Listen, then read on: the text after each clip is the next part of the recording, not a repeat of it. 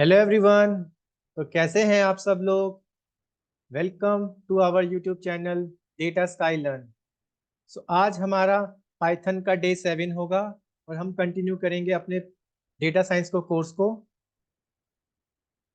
कल मैंने आपको बताया था, हमने डिक्शनरी डेटा टाइप के बारे में पढ़ा था, जिसमें मैंने आपको बताया था कि जो डिक्शनरी डेटा टाइप होता है ये की और वैल्यू की फॉर्म में होता है, यानी कि पेयर की फॉर्म में होता है, राइट। आप जैसे मैंने आपको कल बताया था, ठीक है, एक इसकी की होगी और उसके रिगार्डिंग उसकी एक वैल्यू होगी। मैंने आपको कुछ इसमें बेसिक्स बताया था, राइट।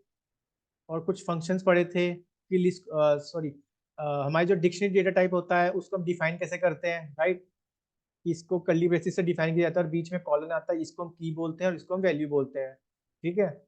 मैंने आपको अच्छे से पढ़ाया था हर चीज़ के बारे में कि डिक्शनरी में इंडेक्सिंग किस तरह की जाती है। मैंने आपको बताया था कि नेस्टेड डिक्शनरी क्या होती है, राइट। हमने कीज के बारे में पढ़ा था, डिक्शनरी जो होती है वो म्यूटेबल होती है, राइट। डिक्शनरी में कुछ फंक्शंस के बारे में पढ़े थे कि अगर आप कीज फंक्शन का यूज करो तो वो आपको सारी कीज दे देगा, ठीक है। अगर आप वैल्यूज लिखो तो आपको सारी वैल्यू रिटर्न कर देगा, आइटम दे देगा तो आपको सारे के सारे की और वैल्यू की फॉर्म में दे देगा, ठीक है। और फंक्शन के बारे में बताया था मैंने आपको, और किस दो डिक्शनरी को मर्ज कैसे करते हैं, ठीक है। आई होप सब इसकी अच्छे से प्रैक्टिस भी कर रहे होंगे। और आज संडे है तो आप, आज हमारा रिवीजन भी होगा। मैं शाम को अपनी इवनिंग में एक वीडियो और पोस्ट करेंगे इस चीज़ की रिगार्डिंग ही, जिसमें हम अच्छे से रिवीजन करेंगे हर एक टॉपिक को जो अब तक हमने पढ़ा होगा, ठीक है, जो लास्ट वीक में अब तक हमने पढ़ लिया है। सो आज का जो टॉपिक होगा वो भी एक इम्पॉर्टेंट टॉपिक होता है। मैं आपको उसका नाम बता देता हूँ। आज हम पढ़ेंगे इफ और एल स्टेटमेंट के बारे में। मैं यहाँ पे नाम लिख देता हूँ, उसको हम बोलते हैं कंडीशनल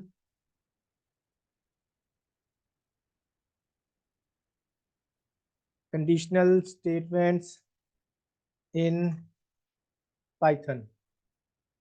अब मैं आपको इस पहले इसका मतलब समझा देता हूँ। इसमें बेसिकली हमारे पास पाइथन के अंदर तीन स्टेटमेंट्स होती है, if statement, L L statement, और एक होती है जो मिडल में आएगी, एलिफ स्टेटमेंट। बट इस चीज को स्टार्ट करने से पहले मैं क्योंकि पिछले टॉपिक में जाना चाहूंगा जहाँ पे मैंने आपको पढ़ाया था रिलेशनल ऑपरेटर के बारे में, अगर आपको याद होगा। तो उसके अंदर मैंने आपको क्या बताया था, तो उसके अंदर मैंने आपको ये बताया था कि हमारे पास बेसिकली 6 ऑपरेटर होते हैं, राइट। जिसमें मैंने आपको less than, greater than, less than equal to, greater than equal to, और नॉट इक्वल टू, ठीक है। और इक्वल मैं आपको एक बार अच्छे से फिर से मैं लिख देता हूँ ताकि वो चीज़ हमें एक बार फिर से समझ आ जाए। मैं यहाँ पे लिख देता हूँ। तो उससे पहले मैं आपको बताता हूँ कंपैरिजन ऑपरेटर, जिसे हम कंपैरिजन ऑपरेटर भी बोलते हैं, right.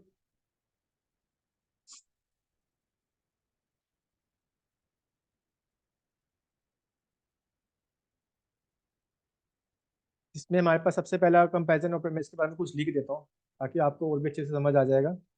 Comparison operators are used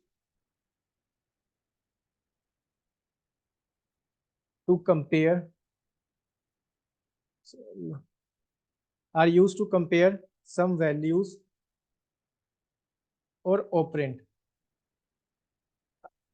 ठीक है, and based on a condition. तो अभी आप इस लाइन का मतलब समझो। देखो, कंपैरिजन ऑपरेटर नाम से समझ आ रहा है कि अब बेसिकली हम दो ऑपरेटर के बीच में क्या करेंगे, कंपैरिजन करेंगे, ठीक है। मैंने लिखा ऑपरेंड। देखो, वैल्यू आप सब जानते हो, किसी एक वेरिएबल की कोई ना कोई एक वैल्यू होती है, राइट। मैंने लिखा ए इज इक्वल टू 10, तो 10 क्या है, एक वैल्यू है ए वाले वेरिएबल की, ठीक है। तो ऑपरेंड क्या होता है, यानी कि मैंने लिखा ए इज इक्वल टू 10, 10 तो उसकी वैल्यू होगी, और ए को हम जो वेरिएबल होता है, वेरिएबल वेरिएबल को हम बोलते हैं ऑपरेंड। जैसे मैं आपको और अच्छे से समझा देता हूँ। लेट्स कि जैसे मान के चलो, मेरे पे है ए इज इक्वल टू 5, राइट। मेरे पे है ए इज इक्वल टू 5, और दूसरा मेरे पे है जैसे let's suppose B is equal to 10, और मैंने लिख दिया यहाँ पे रिजल्ट जो इसका होगा वो ए प्लस बी होगा, राइट। अब देखो यहाँ पे, here A and B are operands, ठीक है। ए और बी क्या है, यहाँ पे मेरे ऑपरेंड्स हैं। ऑपरेंड्स मीन्स जैसे ए की वैल्यू 5 थी, ठीक है, और बी की वैल्यू क्या थी 10। वैल्यू तो इनकी 5 हो गई, ठीक है, वेरिएबल की 10 होगी, लेकिन जो वेरिएबल होते हैं उसको हम क्या बोलते हैं, ऑपरेंड्स भी बोलते हैं, ठीक है। एंड जो यहाँ पे मैं कौन सा ऑपरेटर यूज कर रहा हूँ, मैं यहाँ पे यूज कर रहा हूँ प्लस, तो प्लस इज द ऑपरेटर, ठीक है। यहाँ पे आपको समझ आ गया, मैं जब प्रिंट कर दूंगा अपने रिजल्ट को, ठीक है, आपको समझ आ गया होगा कि वैल्यू क्या होती है, ठीक है। अब ये समझो, जो अब तक हमने वेरिएबल पढ़ा था ना, वेरिएबल, वो वेरिएबल को ही हम ऑपरेंड बोलते हैं, ठीक है। तो यहाँ तक मैंने आपको बताया, क्योंकि कंडीशनल स्टेटमेंट स्टार्ट करने से पहले मैं कुछ आपको चीज़ें रिवाइज कराना चाहता हूँ, या फिर कुछ चीज़ें अगर आप पहली बार पढ़ रहे हैं तो मैं आपको और अच्छे से समझाना चाहता हूँ कि हम इसी ऑपरेटर्स को यूज करेंगे अपनी इफ एल्स वाली स्टेटमेंट में, ताकि फिर आपको और भी अच्छे से समझ आ जाएगा, ठीक है। एंड मैं यहाँ पे लिख देता हूँ प्रोड्यूस, एक लाइन लिखता हूँ, प्रोड्यूस अ बूलियन।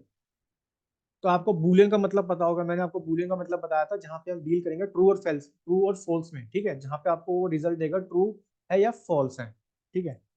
मैं लिखता हूँ पाइथन हैज 6 कंपैरिजन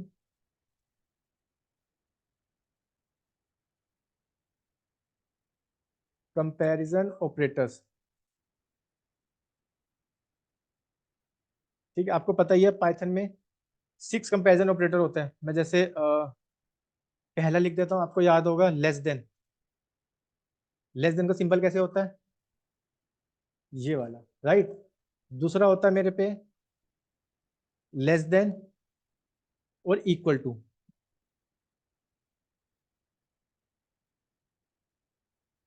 इसका सिंबल कैसे होता है, लेस देन के साथ इक्वल लिख देंगे, ठीक है। तीसरा होता है मेरे पे ग्रेटर देन। ग्रेटर देन का सिंबल कैसे होगा, ये वाला, ठीक है। और चौथा होता है मेरे पे ग्रेटर देन इक्वल टू। ये कैसे होगा, इसके साथ इक्वल आ जाएगा, राइट। फिफ्थ होता है मेरे पे, ये वाला ध्यान से समझना, यहाँ पे बच्चे गलती करते हैं, ये इक्वल को इस तरह लिख देते हैं वो। जब भी इक्वल टू आता है ना, हमेशा डबल इक्वल टू होगा, double equal to, right. Single equal to नहीं होगा, हमेशा याद रखना। 6 ऑपरेटर होता है हमारे पास, not equal to. Not equal to मतलब पहले आप एक्सक्लेमेटरी वाला सिंबल यूज करो वाला, ठीक है, और नॉट यहाँ पे इक्वल लगा दो, इट मींस, ठीक है, नॉट इक्वल टू। मैंने आपको, तो आपको समझ आया होगा 6 ऑपरेटर के बारे में मैंने आपको बताया, राइट। जिसमें से मैंने आपको ऑपरेटर और ऑपरेंड्स भी बता दिया कि यहाँ पे ऑपरेटर क्या होता है, ठीक है, ऑपरेंड्स क्या होते हैं। अब मैं आपको कुछ और बेसिक्स, हम एग्जांपल ले लेते हैं, ताकि ये चीज़ें आपको और अच्छे से क्लियर हो जाए। Let suppose let me take one variable, एक ही वेरिएबल से आपको सारे टॉपिक समझा देता हूँ जो मैं ऑपरेटर्स हम पढ़ेंगे। लेट सपोज मेरे पे एक वॉल्यूम है, ठीक है, उस वॉल्यूम की मेरे को रेशियो दे रखी है समथिंग लाइक 1.618, ठीक है। अब मैं यहाँ पे क्या करने जा रहा हूँ, इसके अंदर मैं जो भी अभी मैंने आपको ऑपरेटर पढ़ाया ना, ये ऑपरेटर परफॉर्म करूंगा, ठीक है। कैसे, पहले मैं चेक कर लेता हूँ कंडीशन वाले, लेस वाले, ठीक है, कंडीशन लेस देन वाले, जितने मेरे पास लेस देन है। अब ध्यान से समझना, मैंने लिखा प्रिंट जो वॉल्यूम की मेरे पे रेशियो है, वॉल्यूम की जो मेरे पे रेशियो है, ठीक है, अगर वो लेस देन होती है किससे, 2 से, ठीक है। एक अभी मैं दूसरी भी लिख देता हूँ, फिर और अभी आपको समझाता हूँ। मैंने कहा एक है वॉल्यूम, यही वेरिएबल है, और अगर मेरे पास वॉल्यूम की रेशियो होती है ग्रेटर, सॉरी, लेस देन से पढ़े ना, लेस देन 1 से, तो देखो आपको पता है ये जो इसका जो रिजल्ट आएगा वो किस में आएगा, ट्रू और फॉल्स में, ठीक है, क्योंकि आप ऑपरेटर यूज कर रहे हो, क्योंकि आप कंपेयर कर रहे हो चीजों को। तो मैंने लिखा वॉल्यूम की जो रेशियो है वो, एक्चुअली में वॉल्यूम की वैल्यू क्या है, वो है 1.6.18, right.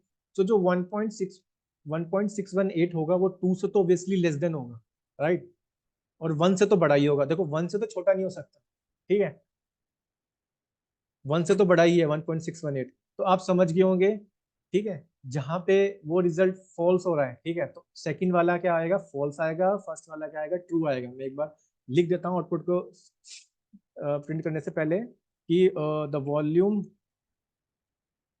Ratio is lower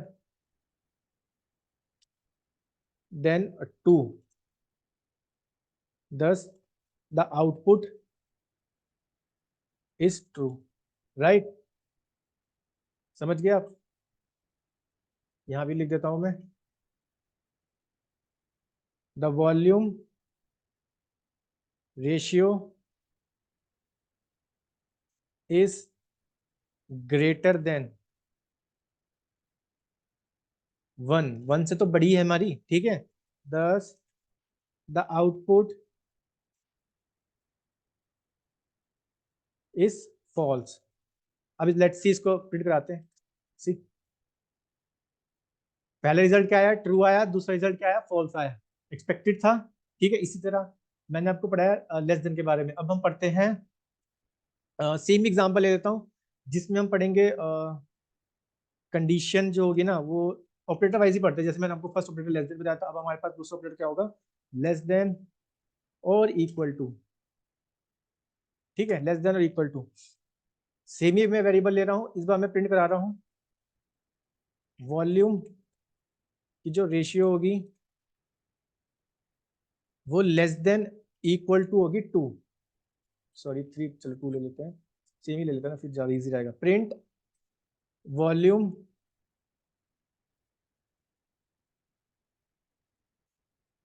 volume की जो रेशियो होगी वो लेस देन इक्वल टू होगी 1। अब आप ध्यान से समझो, लेस देन इक्वल टू का मतलब या तो उसके इक्वल हो, राइट, या उससे कम हो, ठीक है। क्या 1.618 2 से इक्वल है या कम है? देखो कम तो है, ठीक है, इक्वल नहीं है। यहाँ तक तो आप समझो। तो इट मींस एक कंडीशन तो ट्रू हो रही है यहाँ पे, राइट। अब सेकंड वाली देखो, volume ratio less than equal to 1। देखो 1 के इक्वल तो बिल्कुल नहीं है, 1.6818 1 से तो बड़ा ही है, ठीक है, छोटा तो नहीं है। यहाँ पे दोनों कंडीशन फॉल्स हो रही है, तो पहले वाला ट्रू, दूसरे वाला फॉल्स। सी, क्लियर है? सबको समझ आ रहा होगा अच्छे से? ठीक है, एक चीज मैं यहाँ पे ना और ऐड कर देता हूँ। अब आप इसका आंसर मेरे को बताना। Print volume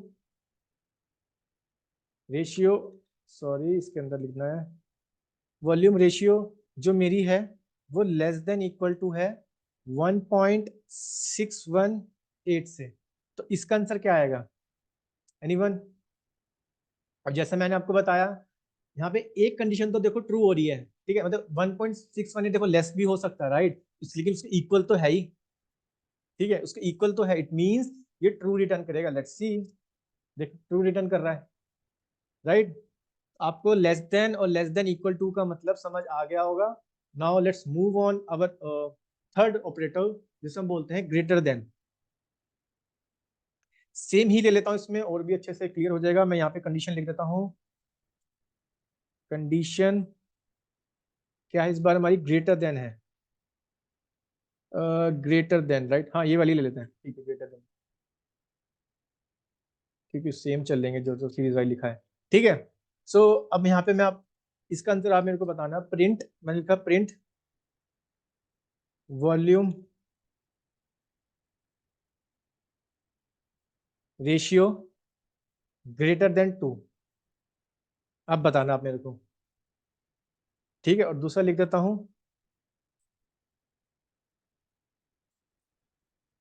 print volume ratio greater then 1। अब आप देखो, क्या जो मेरा वैल्यू थी 1.618, राइट, एक बार मैं यहाँ पे लिख देता हूँ ये, और ताकि आपको कोई दिक्कत ना हो समझने में, ठीक है। मेरे पे जो वॉल्यूम रेशियो थी, राइट, 1.618, क्या वो 2 से बड़ी है? आप खुद देख सकते हो, 2 से तो बड़ी नहीं है, लेकिन 1 से बड़ी है।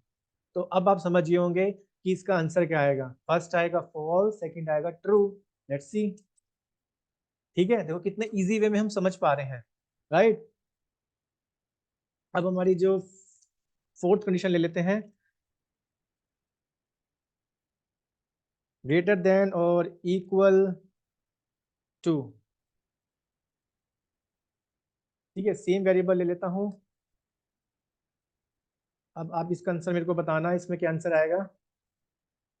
सेम मैंने लिखा print volume ratio is greater than, क्योंकि मेरे को लिखना है ग्रेटर देन इक्वल टू, पहले ग्रेटर देन इक्वल टू का सिंबल, राइट। 2 से बड़ी है, print volume ratio greater than equal to 1। एक और ले लेते हैं, print volume ratio greater than equal to 1.168, यही थी हमारे पास, 618 थे, सॉरी। अब आप इसका आंसर देखो, बताओ क्या जो मेरी वॉल्यूम रेशियो है वो 2 से बड़ी है, ठीक है, या फिर 2 के इक्वल है। देखो इक्वल भी नहीं है ना 2 से बड़ी है, इट मीन्स ये फॉल्स होगा। क्या मेरी जो वॉल्यूम रेशियो है वो 1 से बड़ी है, 1 से तो बड़ी है, या 1 के इक्वल है, लेकिन 1 से बड़ी है, एक कंडीशन ट्रू हो रही है यहाँ पे, तो ट्रू हो जाएगा, राइट। वॉल्यूम रेशियो जो है मेरी 1 से बड़ी है, 1.618 से बड़ी है, या इसके इक्वल ही है, बिल्कुल इक्वल है, ठीक है।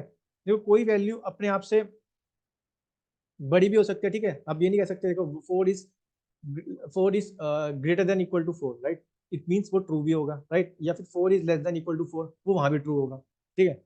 नाउ सी, देखो फॉल्स ट्रू ट्रू, समझ आ गया होगा आपको। अब हम करते हैं कंपैरिजन ऑपरेटर, कंडीशन लिख देता हूं यहाँ पे, कंडीशन इक्वल टू ना, क्योंकि यही मेरा मेन कंपैरिजन होगा, इक्वल टू, प्रिंट करा लेता है यहाँ पे सेम को ही, कि वॉल्यूम रेशियो जो है मेरी, क्या वो इक्वल है। इक्वल का मतलब ये डबल इक्वल टू लिखते हैं, ठीक है। जब भी आपसे कोई कहना है इक्वल, वहां पे आपको यूज करना है डबल इक्वल टू। जैसे मैंने बोला ए की वैल्यू है लेट सपोज पाइथन, ठीक है, और बी की वैल्यू भी है पाइथन, तो मैं लिखना चाहता हूँ कि A is equal to B, it means A double equal to B. जहां भी डबल इक्वल होगा उसका मतलब होगा इक्वल टू, वहां पे हम कंपेयर कर रहे हो। जहां पे सिंगल आप इक्वल लिख रहे हैं, इट मीन्स आप किसी वेरिएबल की वैल्यू को क्या कर रहे हो, असाइन कर रहे हो, वहां पे हम यूज उसको बोलेंगे असाइनमेंट ऑपरेटर। सिंगल है तो, अगर डबल है तो हम बोलेंगे उसको इक्वल टू। यहाँ तक क्लियर है। तो मैंने लिखा वॉल्यूम रेशियो 1.618, ठीक है, और एक में मैं लिख देता हूँ प्रिंट वॉल्यूम रेशियो, ठीक है, डबल इक्वल टू 2। अब आप खुद समझ गए होंगे कि देखो जो वैल्यू इक्वल है उसका रिटर्न करेगा ट्रू, जो नहीं इक्वल है उसका रिटर्न करेगा फॉल्स। लेट्स सी, देखो पहला रिटर्न किया ट्रू, दूसरा किया फॉल्स, राइट। और भी अच्छे से समझ लेते हैं, एक लास्ट बचा है हमारा, condition not equal to, right. यहाँ पे आप बताओ मेरे को, मैं लिखा वॉल्यूम रेशियो, ठीक है, volume ratio not equal to, पहले सिंबल इस तरह आपको मैंने बताया था, नॉट इक्वल टू, और print volume ratio not equal to 1.618। अब देखो ध्यान से बताना मेरे को इसका आंसर क्या आएगा। क्या देखो वॉल्यूम रेशियो जो 1.618 के इक्वल नहीं है, मतलब यहाँ पे आपको नेगेटिव दिखाना है, नेगेटिव, आप ये समझ लो उसका कॉम्प्लीमेंट बताना है, ठीक है। अब तक आपने ट्रू में बताया कि इक्वल था तो वो ट्रू रिटर्न करता था, ठीक है। अगर नॉट इक्वल टू है यानी कि सेकंड वाला यहाँ पे आएगा फॉल्स, फर्स्ट वाला आएगा ट्रू। अब देख लेते हैं एक बार, volume ratio not equal to true, two, ठीक है। देखो ऑब्वियसली इक्वल तो नहीं है 1.618 के, ठीक है, या तो उससे बड़ा हो सकता है उससे छोटा हो सकता है, यहाँ पे जो भी आंसर आए, लेकिन यहाँ पे क्या आएगा ट्रू आएगा, यहाँ पे इक्वल ही होना चाहिए। अगर इक्वल हो गया तो वो आपको रिटर्न करेगा फॉल्स। जैसे मेरा सेकंड वाला देखो स्टेटमेंट में लिखा volume ratio not equal to 1.618, but actually में जो मेरा वॉल्यूम रेशियो की जो मेरे वेरिएबल की जो वैल्यू है वो उसकी वैल्यू क्या है 1.618, तो यहाँ पे क्या हो जाएगा फॉल्स हो जाएगा, और फर्स्ट वाला क्या हो जाएगा ट्रू हो जाएगा। लेट्स सी, देखो यहाँ पे ट्रू हो गया और यहाँ सेकंड वाला क्या हो गया फॉल्स हो गया, ठीक है। आगे आपको समझ क्लियर है। तो एक मैं आपको और बता देता हूँ, क्योंकि मैं ये आपको इसलिए चीजें बता रहा हूँ कंपैरिजन ऑपरेटर, क्योंकि हम जो आज टॉपिक पढ़ेंगे ना कंडीशनल स्टेटमेंट इन पाइथन, ये इसके अंदर ये सारे ऑपरेटर्स के हम पढ़ेंगे, ठीक है, क्योंकि मैं आपको इसलिए पहले पढ़ाना चाहता हूँ ताकि आपको कंफ्यूजन ना हो, राइट, और भी टॉपिक वो अच्छे से समझ आ जाएगा। अब एक लेट्स सी हम क्या कर लेते हैं, अब तो हमने कंपेयर किया अपना, मैं कंपेयर कर लेता हूँ स्ट्रिंग को भी, ठीक है, कंपेयर कर लेते हैं स्ट्रिंग को। मैंने लिखा प्रिंट हेलो, देखो क्या हेलो डबल इक्वल टू है पाइथन के, मतलब डबल इक्वल का मतलब समझ गए ना कि क्या इक्वल है पाइथन के। अब मैं इक्वल बोल दूंगा तो आप समझ जाना कि वहां पे डबल इक्वल यूज करना, राइट। क्या प्रिंट हेलो, बिल्कुल नहीं है। और भी एग्जांपल ले लेते हैं, अच्छे से समझ लेंगे। मैंने लिखा print hello not equal to, not equal to Python. आप मेरे को इसका आंसर बताना क्या आएगा। Print hello greater than equal to Python. मैं सारे वही ऑपरेटर यूज कर रहा हूँ, बट इस बार मैं यूज कर रहा हूँ स्ट्रिंग में, ठीक है। Print hello less than equal to हो गया ना, ग्रेटर देन इक्वल टू लिख लेते हैं, greater than equal to Python. Print hello less than Python. इसकी स्पेलिंग गलत होगी।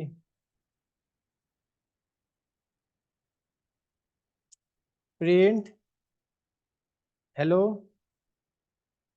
ये कौन सा ऑपरेटर बचा मेरे पास, ग्रेटर देन बचाना, ग्रेटर देन को यूज कर लेते हैं, पाइथन। ठीक है, अब आप मेरे को इसका आंसर बताना। देखो मैंने लिखा डबल, इसको ऑब्वियसली आंसर फॉल्स आएगा, इसका इक्वल तो नहीं है, right. Not equal to Python, बिल्कुल इक्वल के पाइथन है तो ये ट्रू रिटर्न करेगा। क्या hello Python less than equal to है पाइथन के, ठीक है, इसका आंसर भी यहाँ पे ट्रू आएगा, ठीक है। ग्रेटर देन इक्वल टू है पाइथन के, क्योंकि यहाँ पे ग्रेटर देन ना, ग्रेटर देन इक्वल नहीं है। ये चीजें ना पता कैसे चलेगी, मैं आपको बताता हूँ। इसके लिए ना एक स्काई टेबल होता है, ठीक है, मतलब वैल्यूज वगैरह वहां से लेगा, तो ठीक है, तो वो मैं आपको बता दूंगा आने वाले टॉपिक में, जो या फिर हम जब रिवीजन करेंगे मैं उसको वहां पे आपको एक्सप्लेन करूँगा, कि मैं मेरे को आपको टेबल एक्सप्लेन करना पड़ेगा स्काई टेबल के बारे में, ठीक है। नो इशू, फिलहाल अभी आप इस पे फोकस करो। ये तो इक्वल नहीं है तो ये फॉल्स रिटर्न करेगा। नॉट इक्वल है, बिल्कुल इसके इक्वल नहीं है, ठीक है, ये फॉल्स रिटर्न करेगा। Print greater than equal to है पाइथन, नहीं है, ठीक है, ठीक है, क्या रिटर्न करेगा, ट्रू रिटर्न करेगा, क्योंकि इससे छोटा है, ठीक है। और हम बात कर सकते हैं प्रिंट हेलो पाइथन, क्योंकि अगर इसकी लेंथ भी चेक करोगे ना आप, इसकी लेंथ है, इसमें आ रहे 5 वर्ड्स, ठीक है, इसमें आ रहे 6 वर्ड, तो 6 वाला हमेशा ज्यादा होगा, राइट। अब इस तरह भी समझ सकते हो, अगर मैं आपको इसका ही ना समझा के, अब इसका लेंथ अगर आपको याद होगा, लेंथ आपको मैंने बताया था कि लेंथ फंक्शन कैसे यूज कर सकते हो। सिंपल है, आप लेंथ फंक्शन len लिखो और वहां पे स्ट्रिंग पास करो तो वो आपको लेंथ बता देगा। आप ये वाला कंसेप्ट लगाओ, ठीक है। देखो चीजें अगर आपने प्रैक्टिस करी होगी, ठीक है, तो आपको बहुत अच्छे से समझ आएगी। अब अपने, क्योंकि मैंने पहले बताया था प्रोग्रामिंग में लॉजिक्स लगते हैं, ठीक है, आपकी नॉलेज चेक होती है कि आपने कितना पिछला रिवाइज किया है, ठीक है। अब आप देखो यहाँ पे मैंने बताया ना लेस देन, क्योंकि देखो यहाँ पे इसके 5 हो गए, यहाँ पे 6 हो गए, तो ऑब्वियसली 5 वाली वैल्यू छोटी होगी 6 से, लिए ट्रू रिटर्न करेगा, फॉल्स रिटर्न करेगा। लेस देन है, ऑब्वियसली लेस देन है तो ट्रू रिटर्न करेगा, इससे बड़ा नहीं है क्योंकि इसकी 5 होगी, इसकी 6 होगी। अगर नहीं, मैं आपको एक बार और अच्छे से समझा देता हूँ। पहले इसका रिजल्ट देख लेते हैं, ठीक है। जैसे मैंने आपको बताया ना, आप लेंथ से चेक कर लो कि भाई हेलो की लेंथ बता दो मेरे को कितनी होगी। देखो हेलो की लेंथ 5 है, ठीक है, मैंने कहा लेंथ बता दो पाइथन की लेंथ कितनी होगी, ठीक है, 6 होगी। अब हम कंपैरिजन तो कर रहे हैं स्ट्रिंग का, बट हमारे माइंड में क्या लॉजिक चल रहा है, लेंथ फंक्शन से, इंटीजर से, क्योंकि अब आप खुद सोचो किसी स्ट्रिंग का कंपैरिजन करना डिफिकल्ट होगा, इसलिए हम क्या करेंगे, इसको लेंथ में कन्वर्ट कर लेंगे अपने माइंड के अंदर, ठीक है, और उस हिसाब से आंसर को दे देंगे आउटपुट में। इस तरह के क्वेश्चन इंटरव्यू में पूछ लेते हैं कभी कभी, ठीक है, कंफ्यूज करने के लिए बहुत ईजी होते हैं, बट वहां पे हमारा माइंड, हम नर्वस होते हैं, हम बता नहीं पाते कि लॉजिक कैसे लगा, ठीक है। तो बस आपके माइंड में क्या चलना चाहिए कि भाई हाँ, इसको मैं इंटीजर में कन्वर्ट कर लेता हूँ लेंथ फंक्शन से, वहां पे मेरे को वैल्यू मिल जाएगी, और फिर मैं उसका कंपेरिजन कर लूंगा, क्योंकि कंपेरिजन करके आपको आउटपुट बतानी है, राइट। चलो मैं आपको एक एसकाई वैल्यू बता रहा था, इसमें मैं आपको क्या करता हूँ ना, जैसे मैंने लिख दिया प्रिंट, अब ये समझ लो कि एक है बी लेस देन ए। इसकी क्या आउटपुट आएगी? इसकी आएगी ट्रू, क्योंकि एक्चुअली में क्या होता है, जो बी की वैल्यू है ना स्काई के अंदर, मैं लिख देता हूँ यहाँ पे, एक स्काई टेबल होता है, इतना मतलब ज्यादा इंपॉर्टेंट नहीं है, ठीक है, ऐसा ये सिर्फ आपको पता होना चाहिए। स्काई वैल्यू जो होती है ना मेरी, स्काई टेबल के अंदर जो वैल्यूज होती है मेरे पास ए की और बी की, एक्चुअली में जो ए की जो वैल्यू होती है ना, ए की वैल्यू होती है मेरे पे 65, 65, एंड बी की जो वैल्यू होती है मेरे पे 66। तो आप सब कुछ देख, आप समझ गए होंगे कि 66 बड़ा होगा, ठीक है, 65 से, तो इसलिए डन कर रहा है ट्रू। तो यहाँ तक आपको समझ आ गया होगा आई थिंक, कंपेरिजन ऑपरेटर को, राइट। अब मैं स्टार्ट करता हूँ अपना मेन टॉपिक, जो कि आज का हमारा मेन टॉपिक होगा, जिसके बारे में हम पढ़ेंगे कंडीशनल स्टेटमेंट के बारे में, राइट। तो अब हम आ जाते हैं अपने मेन टॉपिक के बारे में। तो मैं यहाँ लिख देता हूँ कंडीशनल स्टेटमेंट, ठीक है, कंडीशनल स्टेटमेंट, इसके बारे में हम नोट्स भी बनाएंगे, तो ठीक है। सो यहाँ पे बेसिकली हमारे पास क्या होते हैं, पहली कंडीशनल स्टेटमेंट होते हैं इफ स्टेटमेंट। मैं मतलब ज्यादा अच्छे से एक्सप्लेन करूंगा आपको, ये चीज आप ध्यान से समझना इस चीज को। पहले मैंने आपको कंडीशन बताई इफ स्टेटमेंट, तो मैं लिख देता हूँ यहाँ पे इफ स्टेटमेंट। याद रखना ये हर जगह यूज होगा, कहीं भी हम, क्योंकि अब से जो हमारा यूज, अब तक जो आपने पढ़ा ना वो बहुत बेसिक्स था, ठीक है। आपको पाइथन के बारे में पता चल गया कि आप किस तरह वेरिएबल को डिक्लेयर करते हो, किस टाइप के डेटा टाइप्स होते हैं, किस तरह वैल्यू असाइन की जाती है, किस तरह के ऑपरेटर्स होते हैं, राइट, किस तरह हम फंक्शन को अप्लाई करते हैं। बट अब जो हमारे स्टार्ट हो रहे हैं ना, यहीं से जो अब तक हमने पढ़ा उस चीज को हम इम्प्लीमेंट करेंगे, ठीक है। इफ स्टेटमेंट, इसको हम स्मॉल में लिखते हैं ना, तो स्मॉल में ही रिप्रेजेंट करता हूँ। इफ स्टेटमेंट क्या होती है, तो मैं लिख देता हूँ if statement is a condition statement. आप नाम से समझोगे, जहां पे हम कंडीशन लगा देंगे,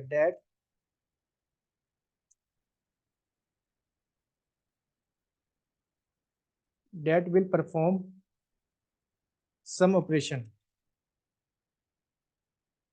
like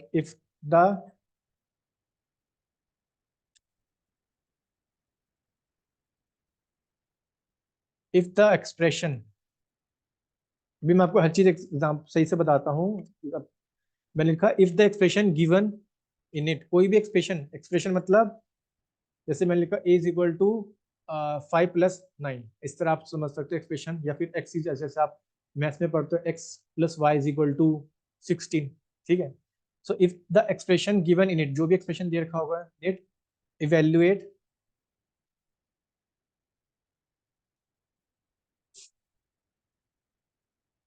इवेल्युएट्स टू ट्रू, क्योंकि कंडीशन है, ठीक है, वहां भी आप कंडीशन लगा रहे हो और आपको रिजल्ट, जो कंडीशन ट्रू होगी तो तभी वो चीज को एग्जीक्यूट करेगा। एज मैं आपको एग्जांपल से ना यहाँ पे लिख देता हूँ, एक पिक्चर भी मैं, एक minute, let me check some picture from, let me download one picture from internet.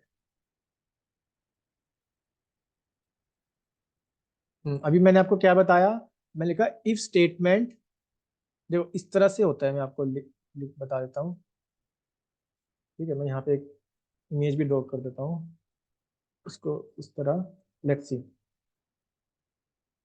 Okay. ये कुछ एरर दे रहा है, ये मैंने नॉट इक्वल यहाँ लिख दिया ना, Ctrl Z करता हूँ, ठीक है, और क्योंकि नॉट इक्वल को सब, अब आप देख पा रहे होंगे, ठीक है। सो देखो, जुपिटर नोटबुक का तभी इतना अच्छा फायदा होता है कि हम हर एक चीज को ना नोट्स बना के भी अच्छे से समझ सकते हैं उस चीज को। अब मैंने क्या लिखा कि इफ स्टेटमेंट क्या है, if statement is a condition statement, ये कंडीशन स्टेटमेंट होते हैं, मैंने क्योंकि ऊपर बताया आपको कंडीशन स्टेटमेंट होते हैं, that will perform some operation, जहां पे हम कुछ ना कुछ एक ऑपरेशन परफॉर्म करेंगे। मैंने बोला if age is less than equal to 20, ऐसे मैं भी आपको एग्जांपल समझाऊंगा। if statement is a condition that will perform some operation if the expression given in it evaluate to true as shown below। अब आप देखो, ये मेरी एक if कंडीशन है, मैं यहाँ पे कोई मैं कंडीशन लगा दूंगा, जैसे कि मैं कंडीशन लगा दूंगा कि भाई if your marks is greater than equal to 80 then you will be pass, something like, you आप एक समझ सकते हो, राइट। मैंने कंडीशन लगा दी, अगर वो कंडीशन आपके मार्क्स जो है, लेट सपोज आपके मार्क्स, मैंने कंडीशन लगा कि अगर आपके मार्क्स 80 या 80 से ज्यादा होते हैं, आप पास हो जाओगे। अगर आपके मार्क्स 80 से ज्यादा, इट मीन्स ये ट्रू कंडीशन में आ जाएगा, आप पास हो, राइट। अगर आपके मार्क्स 80 से कम आते हैं तो वो कहाँ चले जाएगा, फॉल्स में, फिर मैं वहां लिख दूंगा फेल। मतलब आप ध्यान से समझो मैंने क्या बोला, कि if statement is a condition statement that will perform some operations, ठीक है। इफ स्टेटमेंट एक कंडीशन स्टेटमेंट होती है जहां पे हम कुछ ना कुछ ऑपरेशन को परफॉर्म करेंगे। If the expression given in its evaluate to true, अगर कोई भी उसके अंदर एक्सप्रेशन होता है, जैसे मैंने लिखा कि if marks is greater than equal to 80 then you will be pass, otherwise you will be fail. तो आप देखो मैंने लिखा यहाँ पे आपके मार्क्स जो है वो 80 से ज्यादा है, इट मींस आप पास हो गए। वो स्टेटमेंट क्या होगी, एग्जीक्यूट हो जाएगी। अगर आप पास नहीं होते वो कहाँ चले जाएगा, फॉल्स में चले जाएगा, फॉल्स में लिख जाएगा यू आर आप फेल हो चुके हो, राइट, इस तरह से। सो ये तो समझाने का मैंने आपको तरीका बता दिया कि इफ स्टेटमेंट मैं बहुत इजी वे में आपको एक्सप्लेन कर रहा हूँ, ठीक है। अब जैसे कि मैं लिख देता हूँ, अच्छे से देखना। मैंने लिखा यहाँ पे एक वेरिएबल है, राइट। मैंने वेरिएबल को वेरिएबल नाम दे दिया। मैंने दिया कंडीशन पास। सिर्फ अभी मैं आपको इफ कंडीशन बता रहा हूँ, राइट। अभी मैं आपको ध्यान से, मैंने लिखा इफ, अगर हम यहाँ पे वेरिएबल लिखा पास, ठीक है, और मैंने इफ लिखा, देखो इफ लिखा तो एक ग्रीन से आ गया, ये क्या गया, यहाँ पे कीवर्ड है पाइथन के अंदर, ठीक है। जो भी कीवर्ड होंगे वो ग्रीन कलर से आपको शो हो जाएंगे। मैंने लिखा इफ वेरिएबल, जो भी मेरा वेरिएबल था, अब मेरे को, आपको पता है मेरे को क्या करना है, कंपेयर करना है, ठीक है। मेरे को बताना है कि ये इक्वल है नहीं है, तो इक्वल के लिए हम कौन सा सिंबल यूज करेंगे, डबल इक्वल टू, जो कि मैंने आपको इससे पहले बताया, ठीक है। अब मैंने यहाँ पे क्या लिख दिया, वो वेरिएबल का नेम लिख दिया, मतलब उसकी, सॉरी नॉट नेम नहीं लिख दिया, मैंने वेरिएबल लिखा प्लस उसकी वैल्यू लिख दी। वैल्यू क्या थी, पास, राइट। अब आप ध्यान से देखना, मैं यहाँ तक तो आपको समझ आया कि मैंने इफ स्टेटमेंट लिखी, ठीक है। इफ कीवर्ड लिखा, उसके बाद मैंने वेरिएबल लिखा, उसकी वैल्यू लिखी डबल इक्वल टू। यहाँ पे क्या लिखना होता है, मैं कॉलन, ये कॉलन लिख दिया मैंने, ठीक है। ये इंपॉर्टेंट है पाइथन में, क्योंकि पाइथन के अंदर हम कोई भी ब्रेसिस वगैरह यूज नहीं करते हैं। पहले भी आपको मैं बताऊं कि और अदर प्रोग्रामिंग लैंग्वेज में क्या होता है कि वहाँ पे आपको ब्रेसिस यूज करने होते हैं, जैसे ब्रेसिस इन द सेंस कि वहाँ पे आपको ब्रैकेट यूज करने पड़ेंगे। बट पाइथन में कोई भी हम ब्रैकेट यूज नहीं करते हैं, ठीक है। बट सबसे जो इंपॉर्टेंट आपको मैं बताता हूँ, यहाँ मैंने semi colon use, sorry colon use किया, ठीक है। अब देखो मैं जैसे ही इंटरप्रेस करूंगा ना, मेरा पॉइंट ये माउस का पॉइंटर कहाँ गया, इसके नीचे आ गया, ठीक है। अब तक जो हम पढ़ रहे थे वो स्टार्टिंग पे चले जाता था पॉइंटर, ठीक है। बट ये क्या हो रहा है, इस वेरिएबल के नीचे आ गया, ठीक है। मैं यहाँ पे लिख दूंगा प्रिंट, और मैंने यहाँ पे लिख दिया something like you are passed, sorry,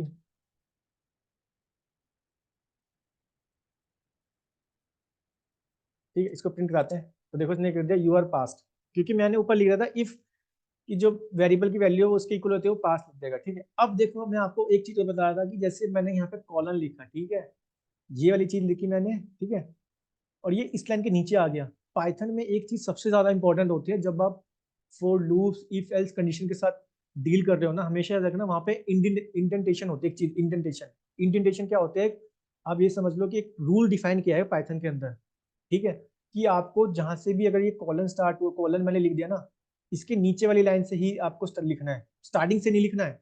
अब देखो जैसे मैं आपको सिखाता हूँ, मैंने यही सेम एग्जांपल लेता हूँ, ठीक है, और मैं यहाँ पे क्या करता हूँ, मैं ये इधर चले जाता हूँ, ठीक है। तो ये मेरे को एरर देगा। देखो इसने क्या दिया, indentation error, expected an indented block, कुछ ब्लॉक मतलब होना चाहिए, ठीक है। इंडेंटेशन एरर हो, मैंने आपको जैसे बताया यहाँ पे इंडेंटेशन होता है, ठीक है, इंडेंटेशन, क्योंकि पाइथन के अंदर इंडेंटेशन काफी ज्यादा इंपॉर्टेंट होती है, ठीक है। आपको जब भी आप कोई कंडीशन लगा रहे हो ना, तो आपको क्या करना होगा, वो जैसे ही आपने एंटर प्रेस किया ना, वो उस लाइन के नीचे आ जाएगा, मतलब पॉइंटर क्या होगा, जहां से आप लिख रहे थे ना, वो एक स्टेप मूव कर जाएगा। जैसे कि सेम मैं एग्जांपल ले लेता हूँ, फिर आप एक बार ध्यान से देखना इस चीज को, ठीक है। अब मैंने यही हटा दिया, मैंने कंट्रोल एक्स किया। अब देखो मैंने जैसे ही एंटर प्रेस किया ना, ये इधर आ जाएगा पॉइंटर, ठीक है। अब तक हम पढ़ रहे थे कि वो इधर से कोड लिखते थे, ठीक है। अब यहाँ पे इंडेंटेशन का काम आता है, ठीक है, इंडेंटेशन यहाँ पे काम में आएगा, ठीक है। और ये पॉइंटर जो होगा इस वाले जो हमारे लिखा था इफ कंडीशन के बाद जो हमने लिखा होगा ना, पॉइंटर वहां पे मूव हो जाएगा। बस आप ये समझो कि जो इफ के बाद जो लिखा होगा ना हमारा पॉइंटर, हमें कोड वहां से लिखना है, ठीक है। आपको ये चीज अच्छे से समझ आ गई होगी, ठीक है। तो मैं कुछ और भी इसके बारे में आपको बता देता हूँ, कि जहाँ पे आपको ये अच्छी और अच्छे से समझ आ जाएगी कि इफ स्टेटमेंट के बारे में हम और भी अच्छे से पढ़ लेते हैं, राइट।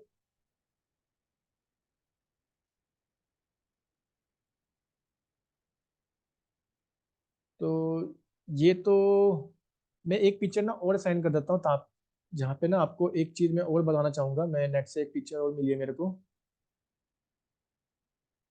ये जो इफ स्टेटमेंट होती है, ठीक है, मैं एक पिक्चर यहाँ पे और साइन कर देता हूँ।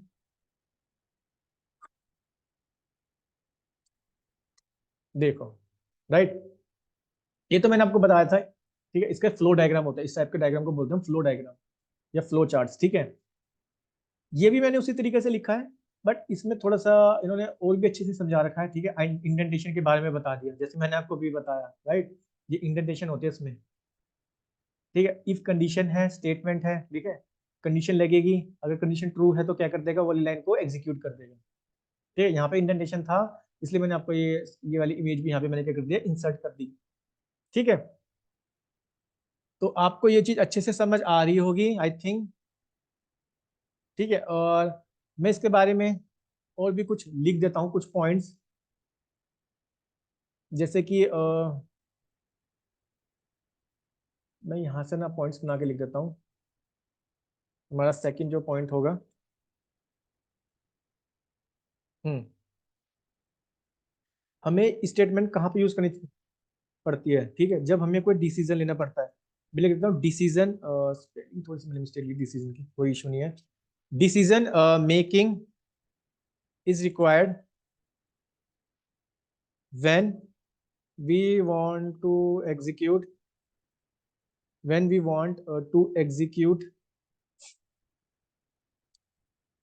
a code if a certain condition is satisfied। जब हमें कोई कंडीशन इवेल्युएट करनी होती है, उस कंडीशन को हमें क्या करना होता है, सेटिस्फाई कराना होता है, ठीक है। या अब ये समझो उसको हमें ट्रू दिखाना है, ठीक है, तो वहां पे हम इफ कंडीशन को यूज करते हैं। अब पाइथन के अंदर हमारे पास कौन कौन सी स्टेटमेंट होती है वो भी लिख देता हूँ, ठीक है। पाइथन के अंदर होती है, एक तो होती है, अभी मैंने बताया इफ होती है, ठीक है। अगली जो हम पढ़ेंगे वो पढ़ेंगे एलिफ के बारे में, मतलब एल्स इफ, अभी जैसे, ठीक है। तीसरी जो होती है वो होती है हमारे पास एल्स स्टेटमेंट, ठीक है, इज यूज्ड इन पाइथन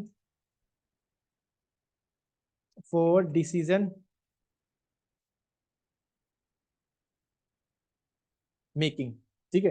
अब तक तो आप समझ पा रहे होंगे, कंडीशन स्टेटमेंट जो होती है वो हम जब हमें कोई भी अपनी स्टेट एक्सप्रेशन जहाँ पे हमें डिसीजन लेना होता है कि भाई ये वैल्यू ट्रू है या फॉल्स है, ठीक है, तो वहां पे हम ये यूज करते हैं, ठीक है।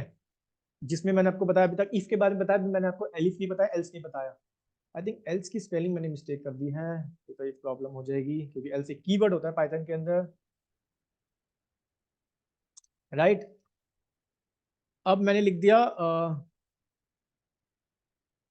एन एल स्टेटमेंट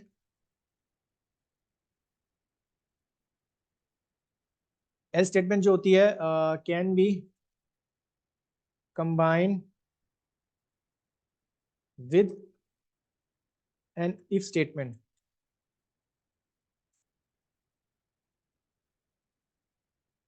ठीक है। फिफ्थ स्टेटमेंट लिख देता हूं, an else statement contains the block,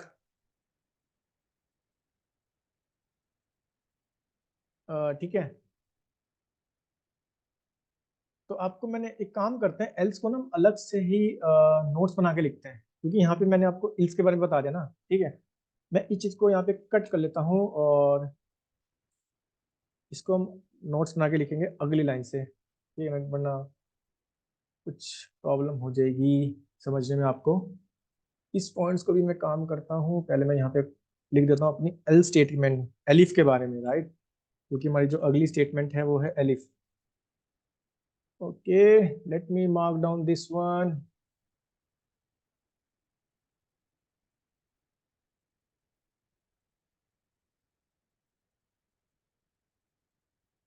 इसको मैं ऊपर कॉपी कर देता हूँ ताकि इमेज हमारी कुछ अच्छे से लगे नोट्स, क्योंकि नोट्स जितने बढ़िया होंगे उतने हमें समझने में भी इजी होगा आपको, और अच्छी तरह हम रिवाइज भी कर पाएंगे उसको। ठीक है, ये चीज़ इतना फॉर्मेटिंग मैंने कर दी है। सो यहाँ तक मैंने आपको इफ स्टेटमेंट के बारे में बताया। ठीक है, इफ स्टेटमेंट क्या होती है। अब मैं आपको बता देता हूँ। चलो यहाँ पे ना हम एल स्टेटमेंट पढ़ते हैं। मैं एलिफ आपको सेकंड में बताता हूँ, थर्ड में एल स्टेटमेंट। तो मैं इसके भी पॉइंट्स लिख देता हूँ यहाँ पे। Number 1, this is number 2। ठीक है, मैंने कहा else statement can combine with an if statement. Else statement वहां लगेगी जहां पे इफ स्टेटमेंट होगी। ठीक है, अगर इफ वाली ट्रू नहीं होती तो एल्स वाली ट्रू हो जाएगी आपकी। And else statement contain the block, मैं जो लाइन लिख रहा था, contain the block of code, इसको लिख सकते हैं contain a block of code that executes if the conditional expressions in the if statement resolve to zero।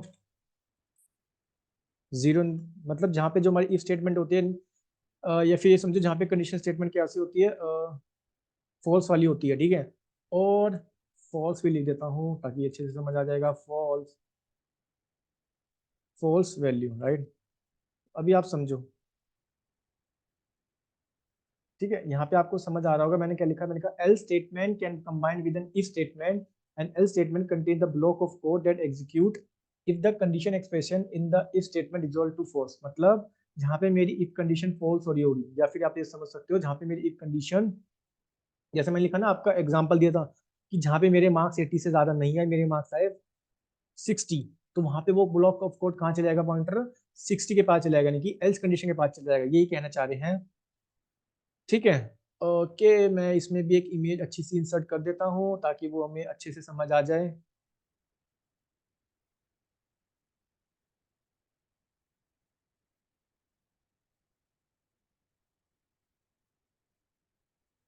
ये एक तो हो गया हमारा एल स्टेटमेंट। इसके लिए मैं इमेज ढूंढ रहा हूँ, गिव मी 1 मिनट। हाँ, मेरे को मिल गई एक इमेज एल स्टेटमेंट की। ये देखो, मैं यहाँ पे इमेज इंसर्ट कर देता हूँ, वो वाली इमेज। ठीक है, अब देखो, जैसे मैंने आपको बताया इफ कंडीशन में अगर ट्रू लगा है, मतलब ट्रू नहीं है, अगर वो कंडीशन ट्रू हो जाती है तो वो ब्लॉक ऑफ कोड, ये वाला जो भी इसके रिगार्डिंग कोड होगा वो एग्जीक्यूट हो जाएगा। अगर नहीं होता है तो वो फॉल्स के, एल्स के बाद चले जाएगा और वो फॉल्स वाली कंडीशन को, कोड को एग्जीक्यूट कर देगा। ठीक है, मैं आपको एक सिंपल सा एग्जांपल देता हूँ। जैसे कि मेरे पे पाई वैल्यू सब जानते हैं। ठीक है, मैंने पाई, पाई क्या होता है, जिसकी वैल्यू होती है 3.14, जिसे हम मैथ्स में 22.7 भी पढ़ते हैं। ठीक है, जो एरिया वगैरह में आपने पढ़ा होगा, 3.14 इसकी वैल्यू होती है, राइट। और मैंने ले ली यहाँ पे गोल्डन रेशियो, थोड़ा सेम ही ले लेता हूँ गोल्डन रेशियो। अरे, रेशियो, ठीक है, मैंने गोल्डन रेशियो ले दिया वही 1.618, राइट। अब मैंने यहाँ पे कंडीशन लगा रहा हूँ, मैं लगा रहा हूँ इफ वाली कंडीशन। मैंने इफ लिखा, देखो जैसे आपने, मैंने इफ लिखा, मैंने कहा if pi is less then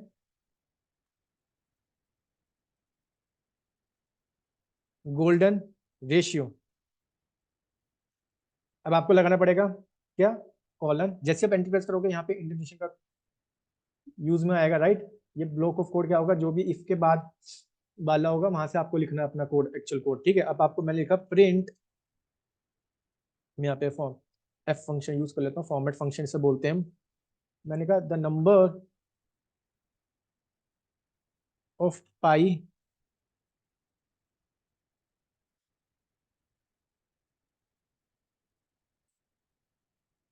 is greater than, क्योंकि जो पाई की जो रेशियो वो ग्रेटर देन है किससे, गोल्डन रेशियो से, राइट, गोल्डन रेशियो से। यहाँ पे मैं अपनी वो वेरिएबल पास कर देता हूँ। अगर आपको मैंने ये बता चुका हूँ आपको मैं फॉर्मेट फंक्शन के बारे में, राइट। और यहाँ पे मेरा वो आएगा, कॉलन हम बंद कर देंगे, ठीक है। अब देखो, ये मैंने लिख दिया, क्योंकि आप खुद समझो यहाँ पे जो 3.4 बड़ा होगा, ठीक है, 1.6 से। अब मैंने लिखा एल्स। अब आप सब समझ गए होंगे कि जो इसका आंसर आएगा वो फॉल्स आएगा, क्योंकि पाई की रेशियो बड़ी है। अब देखो, मेरे को एल्स लिखना है, तो मैंने क्या किया, अपने पॉइंटर को फिर से स्टार्टिंग में लेके गया, क्योंकि ये जो मेरा कोड था ये इफ वाला कोड था, ठीक है, इफ ब्लॉक का कोड था। मेरे को लिखना है एल्स वाले ब्लॉक का कोड, तो मैं इसके लिए भी यहाँ पे कॉलन लिखूंगा और यहाँ से फिर एंटर प्रेस करूंगा, ठीक है। ये इस लाइन के नीचे आ जाएगा मेरा पॉइंटर। या ना, इंडेंटेशन इंपॉर्टेंट होता है पाइथन के अंदर। अगर आप इंडेंटेशन का यूज नहीं करोगे तो आपको एरर आएगा अपने प्रोग्राम में, ठीक है। इंडेंटेशन की प्रैक्टिस कैसे होगी, जब आप ये इफ एल्स स्टेटमेंट के साथ मोर क्वेश्चन प्रैक्टिस करोगे, ठीक है। इस वीडियो में हम बहुत सारे एग्जांपल देखेंगे। फिलहाल मैं आपको यहाँ पे लिख देता हूँ, मैं इसी लाइन को कॉपी कर लेता हूँ, ठीक है, ताकि मेरा टाइम सेव हो जाए। और मैं इसको यहाँ पेस्ट कर देता हूँ और मैं यहाँ पे लिख देता हूँ लोअर देन, ठीक है। और यहाँ पे मैं प्रिंट लिख देता हूँ। अब मेरा एक्चुअल प्रिंट लिखना है, तो एक्चुअल प्रिंट मैंने की, मैं इस वाली कंडीशन से बाहर आऊंगा और अपना लिख दूंगा यहाँ पे कि भाई डन हो गया है, मैंने कर दिया है, ठीक है। अब आप बताओ इसका आंसर क्या आएगा, यहाँ पे कौन सी स्टेटमेंट चलेगी, इफ वाली चलेगी या एल्स वाली चलेगी। यहाँ पे चलेगी एल्स वाली, बिकॉज यहाँ पे मैंने आपको बताया कि जो 3.14 है वो बड़ा है 1.618 से, तो ये रिटर्न करेगा फॉल्स, ठीक है। अब फॉल्स, अब आपको पता है फॉल्स रिटर्न करेगा, तो फॉल्स वाली कंडीशन कहाँ पे चली जाएगी, एल्स वाले कोड में चली जाएगी, क्योंकि फॉल्स की कंडीशन कहाँ पे हमने कोड होता है, फॉल्स का जो कोड होता है किसके पास होता है, वो एल्स वाले ब्लॉक के पास होता है, राइट। तो ये एल्स के पास चली जाएगी। अब सी आउटपुट, तो इसने दिया the number of pi 3.14 is greater then golden ratio, ठीक है। यहाँ तक कोई दिक्कत तो नहीं है, क्लियर है। ये मैंने ना थोड़ा सा लाइन ना मैं काम करता हूँ मैंने लाइन कॉपी पेस्ट कर दी, मैंने देखा नहीं कि मैं बताना क्या चाह रहा हूँ मैं वही सोच रहा हूँ, ठीक है, कोई नो इशू। मैं यहाँ पे लिख देता हूँ कि गोल्डन में ये वाली लाइन कॉपी कर देता हूँ। चलो मैं यहाँ पे ना लिख देता हूँ द गोल्डन, अच्छा मैं लिख ही देता, द गोल्डन रेशियो, ठीक है, द गोल्डन रेशियो। यहाँ पे मैं लिख देता हूँ गोल्डन, इसको रिमूव करते हैं। और ये तो सिर्फ आपकी फॉर्मेटिंग के लिए, आप कैसे यूज करना चाहते हो, बट हम एक फॉर्म पढ़ रहे हैं इसको अच्छे से, तो is lower than pi ratio, right. अब मैं यहाँ पे अपनी पाई वैल्यू को पास कर दूंगा,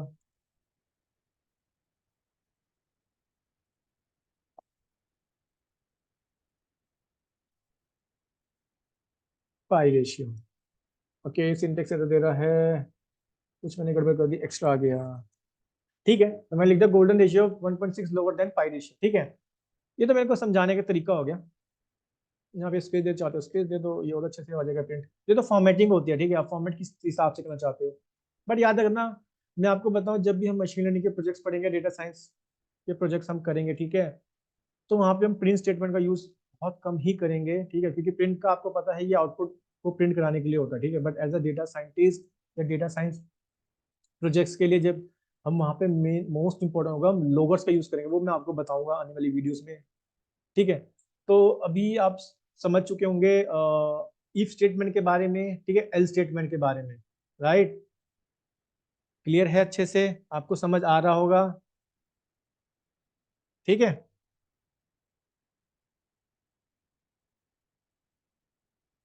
okay, now will move to our third statement, जिसका नाम होता है एलिफ, ठीक है, एलिफ। तो मैं लिख देता हूं यहाँ पे एलिफ स्टेटमेंट, क्योंकि अगर जिसके अंदर एक एल्सो एफ इफ वाली कंडीशन, मतलब एल्स यहाँ पे दोनों एक साथ चलेगी।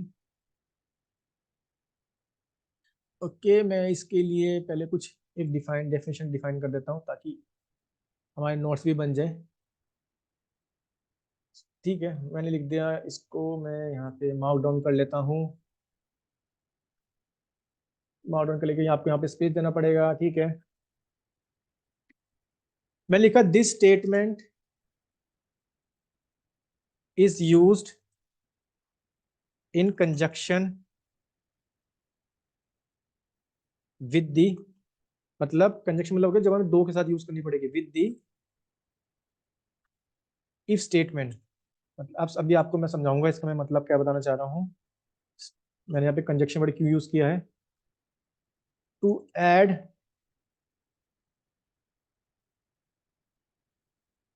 सम अदर कंडीशन। ठीक है, जब अभी तो हम देख रहे थे एक ही कंडीशन, मान के चलो हमारे पास कुछ इस तरह की कंडीशन हो कि भाई जिसके मार्क्स ग्रेटर देन 80 आएंगे, ठीक है, उसको मिलेगा A grade, A plus, right.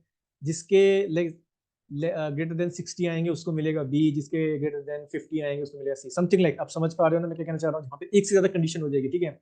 This statement use in conjunction if the if statement to add some other conditions which is evaluated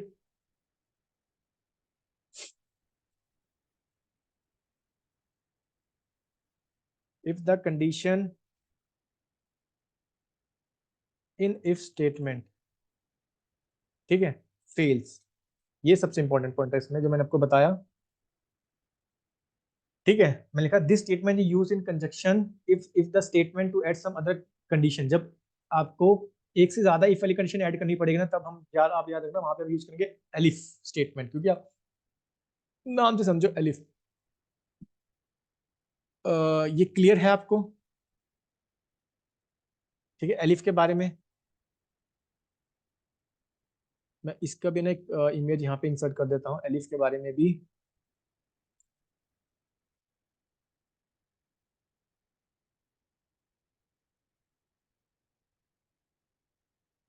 अब देखो यहाँ पे मेरी, अब देख, अब आप समझ पाओगे। मैंने पहले इफ कंडीशन लगाई, ठीक है।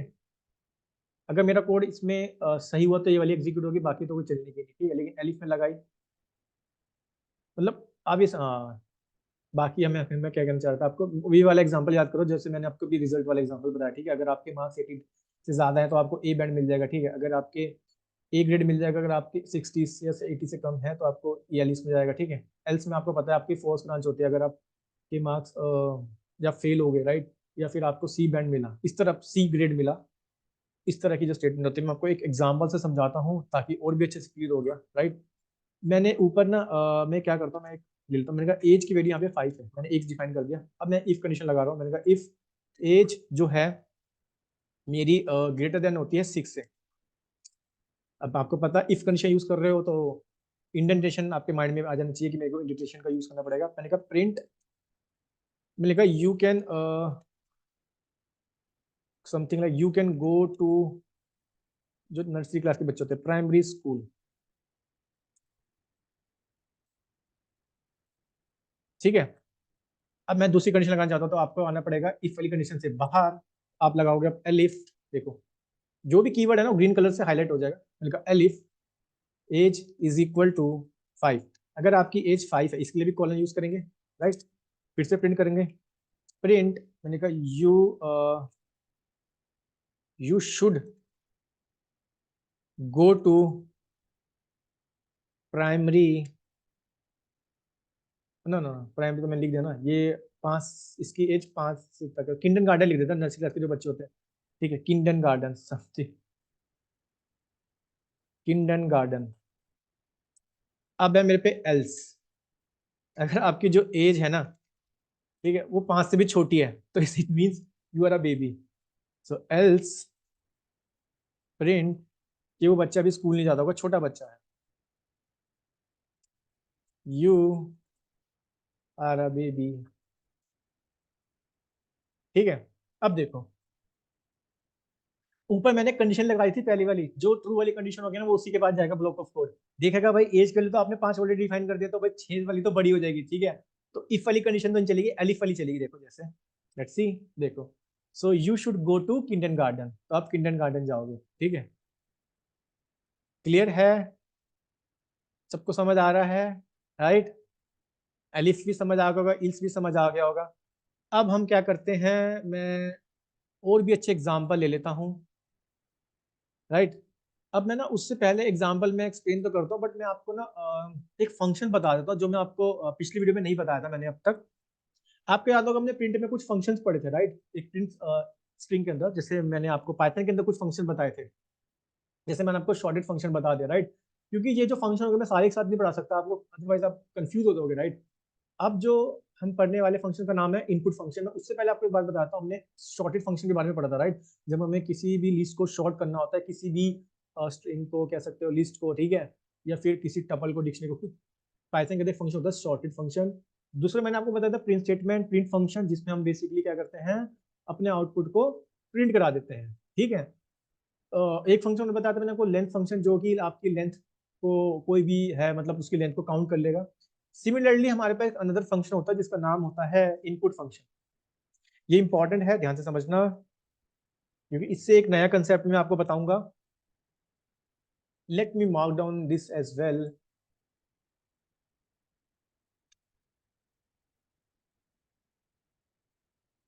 तो मैंने लिख दिया जैसे एन इनपुट फंक्शन, इस तरह से यूज करते हैं इसको, इस तरह से लिखते हैं स्मॉल लेटर में, input function in Python provides a user of a program. अभी अब मैं जो लिख रहा हूँ उस पर ध्यान दीजिए। Of a program supply, sorry, inputs to the program at run time. ये जो मैं लिख रहा हूँ ये इंपॉर्टेंट है, ध्यान से समझना, जो मैंने लिखा रन टाइम। कहने का मतलब ये हुआ, पाइथन के अंदर जो आपका इनपुट फंक्शन होता है ना, वो एक इनपुट प्रोवाइड करता है जब आप अपने प्रोग्राम को रन करते हैं। सिंपल मीनिंग में आपको मैं समझाऊं तो मैंने जो इंग्लिश में लिखा है, input function in Python provides a user of a program supply inputs to the program at run time. कहने का मतलब ये हुआ, जब भी आप मतलब अपने प्रोग्राम को रन करोगे, वो आपसे रन टाइम पे एक मांगेगा कि आपको क्या एंटर करना है, ठीक है, वैल्यू मांगेगा। अब तक जो हमने पढ़ा ना, ठीक है, हमने, आप देख पा रहे होंगे, मैंने एज वैल्यू पहले डिफाइन कर दी, भाई एज वैल्यू 5 है। तो आप, ठीक है, मतलब हम इसमें क्या करते थे, पहले से डिफाइन कर देते थे कंपाइल टाइम पे, ठीक है। और जैसे अपने कोड को कंपाइल करते थे, जो भी हमने लिखा वो उसको प्रिंट करा देता। अब क्या होगा कि मैं, जैसे मान के चलो मेरे पे ये तो एक फंक्शन, जैसे मेरे पे एज चेक करनी है, ठीक है, तो मैं लिखा जैसे एंटर योर, जैसे आप समझ सकते हो, रिजल्ट पे एग्जाम्पल लेते हैं सिंपल से। वहां पे आता है ना एंटर योर रोल नंबर। जैसे आप रोल नंबर डालते हो तो आपको क्या दिख जाता है कि स्क्रीन एक डिस्प्ले होती है जिसपे आपका रिजल्ट आ जाता है, ठीक है। जब हमें मल्टीपल देखने होते हैं तो मैंने आपको, दो चीजें होती है, मैं आपको फिर से बताता हूँ। एक होती है कंपाइल टाइम, एक होती है run time. Run time, compile time तो जो अब तक हम पढ़ते आ रहे थे, ठीक है।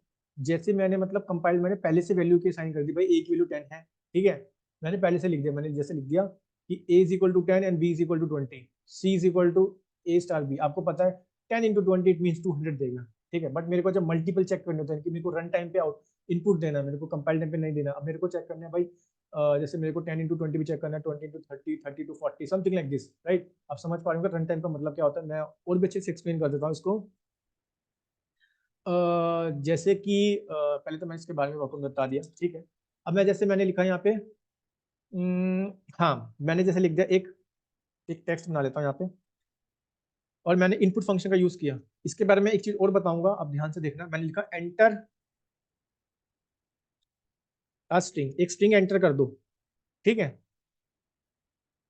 देखो जैसे मैंने, उसके बाद मैं कर दूंगा, पर इंट करा लेते हैं, कोई दिक्कत नहीं है, अगर टेक्स्ट लिखो तब भी चल जाएगा। अब देखो, एक इसने क्या दिया, मेरे से पूछा कि बताओ भाई आपको कौन सी स्ट्रिंग एंटर करनी है। आप देख रहे हो, इसने रन टाइम पे मेरे से पूछ रहा है। अब मैं रन टाइम पे मैं लिख देता हूँ यूट्यूब, ठीक है। तो यूट्यूब के क्या करे, इसने प्रिंट करा दिया। समझ पा रहे हो आप? ठीक है, और ठीक है, और समझ आ गया आपको, मतलब रन टाइम पे पूछ रहा है आपसे। देखते हैं इसका, अगर मेरे को टाइप जानना है, टाइप आप सब जानते हैं, अगर आपको टाइप जानना है तो आप सिंपल यूज करोगे टाइप फंक्शन, उसमें टेक्स्ट पास कर दोगे तो इसने दे दिया भाई स्ट्रिंग है, ठीक है। अब मैं एज लिख देता हूँ, एज एक वेरिएबल बना लेता हूँ, राइट। और मैंने यहाँ पे लिख दिया इनपुट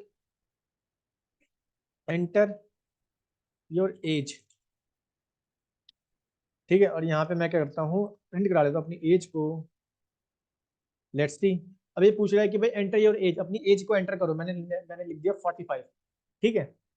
अब आप देखो इसने 45 दे दिया, ठीक है, तो आप देख पा रहे होंगे इसने रिजल्ट क्या दे दिया आपको 45, ठीक है। तो लेकिन इसके आउटपुट में ना एक बहुत समझने वाली बात है। ये आपको लग रहा होगा कि जो इसका डेटा टाइप है ना, ये 45 एक इंटीजर है, बट इनपुट फंक्शन जो है ना वो स्ट्रिंग ही आउटपुट देगा आपको। मैं दिखाता हूँ कैसे। अब जैसे मान के चलो ये इंटरव्यू में पूछते हैं इस तरह के क्वेश्चंस कि जो इनपुट फंक्शन होता है, जो उसका आउटपुट होता है, उसका डेटा टाइप क्या होता है। बच्चे बोलते हैं कि जो भी हम वैल्यू पास करेंगे वो उसका डेटा टाइप होगा। नहीं, ये हमेशा आपको स्ट्रिंग देगा। मैं आपको दिखाता हूँ कैसे। जैसे आपने ऊपर वाले एग्जांपल में देखा कि मैंने वहाँ पे टाइप फंक्शन लिखा, ठीक है, वहाँ पे मैंने टेक्स्ट लिख दिया, तो उसने मेरे को क्या दिया, उसने मेरे को स्ट्रिंग वैल्यू दी, राइट। अब मैं पास कर रहा हूँ अपना एज। अब सी देखना, और मैं एक काम करता हूँ, उसको मैं प्रिंट भी करा लेता हूँ कि मेरे को पता चल जाए किस क्लास से बिलोंग करता है। देखो इसने क्या दिया, स्ट्रिंग दिया, ठीक है। इस तरह के क्वेश्चंस ना आपसे पूछ लेंगे इंटरव्यू में। अगर आप एक फ्रेशर हो, राइट, तो इस तरह के क्वेश्चंस पूछते हैं आपसे इंटरव्यू में कि आपके पास इनपुट फंक्शन है, बताओ उसकी डेटा टाइप क्या होगी। तो आपको बताना है कि डेटा टाइप जो उसकी होगी बाय डिफॉल्ट, वो डेटा टाइप देता है स्ट्रिंग, ठीक है, जो उसका रिटर्न टाइप होगा, ठीक है, स्ट्रिंग।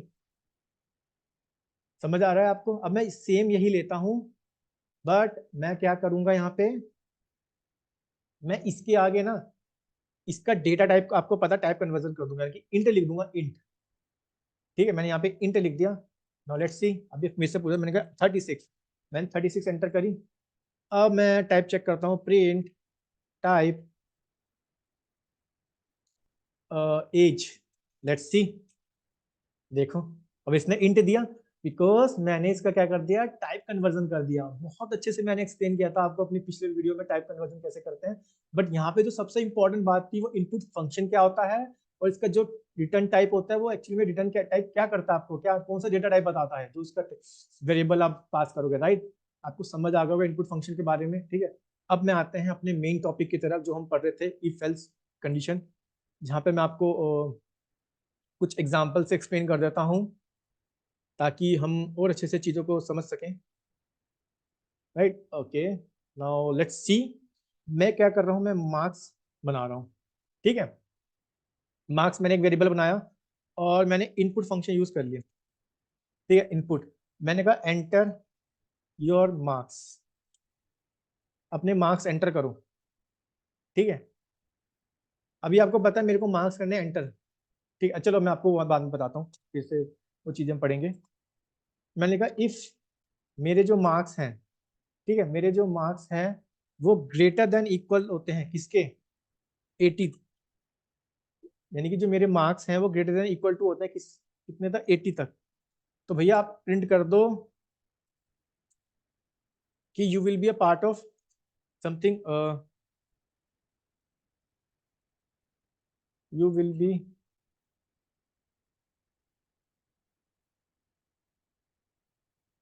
या फिर हम ऐसे लिख देते हैं, you will be get, you will be get first division, ठीक है, इस तरह से फर्स्ट डिवीजन, ठीक है। क्लियर है।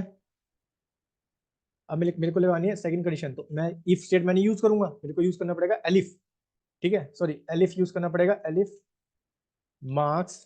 क्योंकि जब मेरे को एक से ज्यादा इस स्टेटमेंट को यूज करना पड़ता है, इस स्टेटमेंट को जब मैं यूज कर, तब मैं क्या यूज करता हूँ, तब मैं यूज करता हूँ अपना एलिफ को। अब मैं लिखूंगा मार्क्स, अगर आपके जो मार्क्स हैं वो ग्रेटर देन है 60 से, ग्रेटर देन इक्वल टू है 60, एंड ऑपरेटर यूज कर रहा हूँ, एंड मार्क्स, ठीक है, आपके ग्रेटर देन है 80।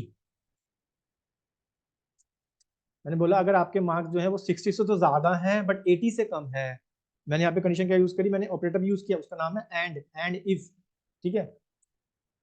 इस चलो इस चीज और भी मैं आपको ना ऑपरेटर के बारे में आज अपनी जब हम रीजन क्लास करेंगे ना, मैं उसमें और भी ऑपरेटर को एक्सप्लेन कर दूंगा, ठीक है। यहाँ पे हम दो कंडीशन लगाए, तो मैंने क्या लिखा, एंड ऑपरेटर का यूज कर लिया। फिर मैंने लिख दिया यहाँ पे प्रिंट यू विल गेट,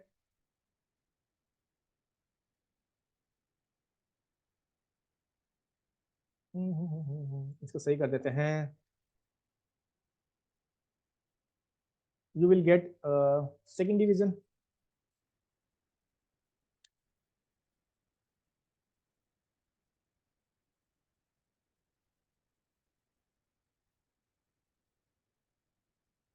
अब मेरे को यूज करना है एक और कंडीशन, तो मैं एल्स एलिफ यूज करूंगा, राइट, क्योंकि मेरे को एक स्टेटमेंट और यूज करनी है। मैंने कहा मार्क्स, अगर आपके मार्क्स जो हैं, ठीक, अगर आपके जो मार्क्स हैं, ये कैसे भी यूज कर सकते हो, नो इशू।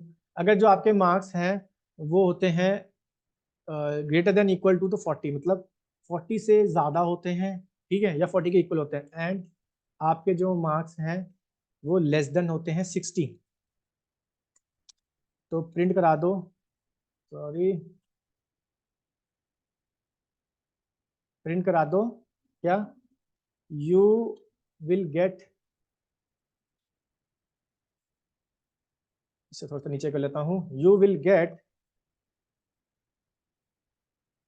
थर्ड डिवीजन, आपकी थर्ड पोजीशन आएगी, राइट। अच्छा, अब एक बची मेरे पे डिफॉल्ट डिफॉल्ट कंडीशन, यानी कि एल्स वाली बची, राइट। तो मैं लिख देता हूँ यहाँ पे एल्स, अगर आपके मार्क्स 40 से भी, मतलब सिक्स, आप ये समझो दूसरी एल्स वाली कंडीशन तो ये होती है ना, अगर आपके मार्क्स 30 से ज्यादा आते हैं, ठीक है, हम इसमें लिख देते हैं एल्स वाली, प्रिंट लिख देता है यहाँ पे, अगर आपके एक इन तीनों में से कोई भी रीजन नहीं आते तो देन यू विल बी, तो यू विल बी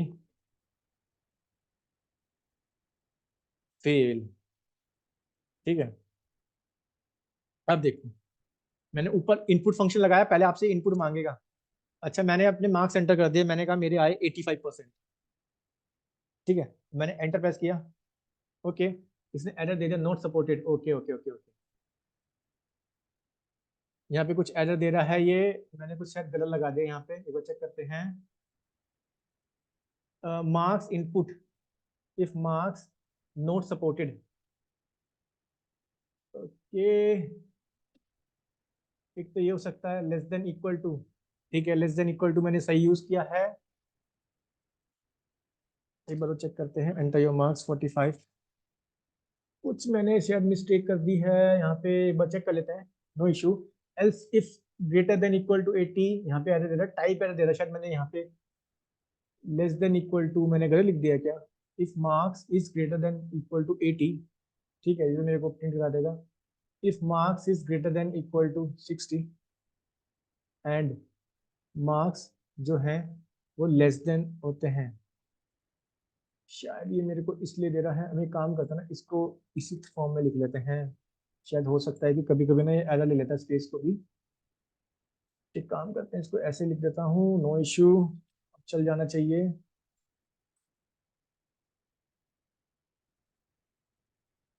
यहाँ पे मैंने एक्स्ट्रा स्पेसिस दे देते, आई थिंक उसके कारण ये मेरे को आउटपुट में एरर दे रहा है, no issue, just remove this extra space, I think अब ये चल जाना चाहिए, लेट्स सी, 85%, ओके, ये फिर से एरर दे रहा है मेरे को, बट मैं तो यहाँ पे सब कुछ सही लिख रहा हूँ, मैंने मार्क्स की स्पेलिंग भी सही लिखी है, ओके, इसको इंट में कन्वर्ट कर देते हैं, क्योंकि इसका जो स्ट्रिंग देता है, राइट, या, okay okay okay okay, got it got it got it, what happening here,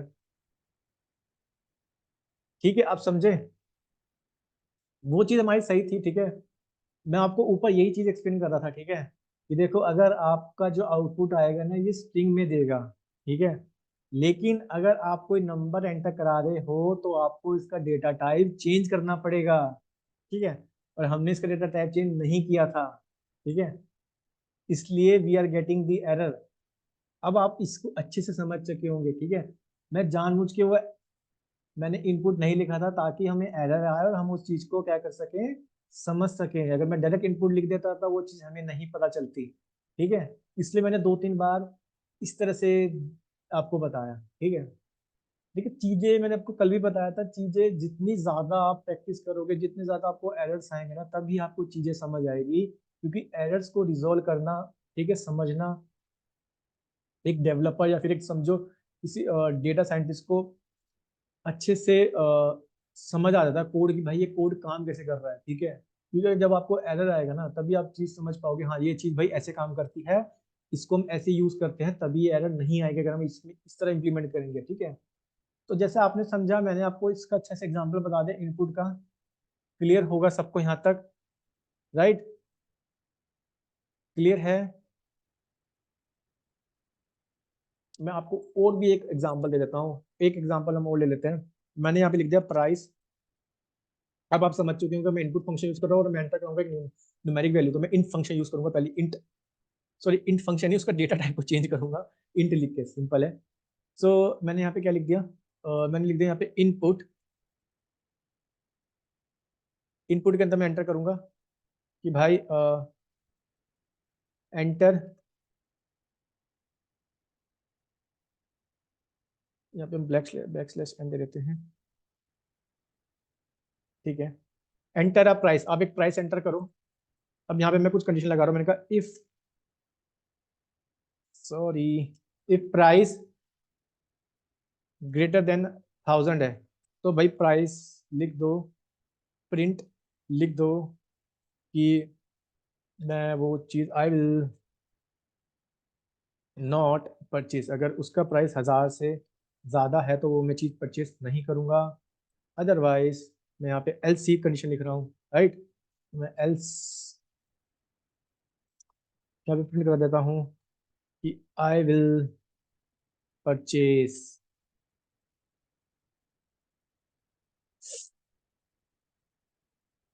purchase, ओ यार, लेट्स सी। अभी मेरे से प्राइस मांगेगा, मैंने कहा मेरा प्राइस है 800। इसने बोला या यू आई विल परचेज, ठीक है।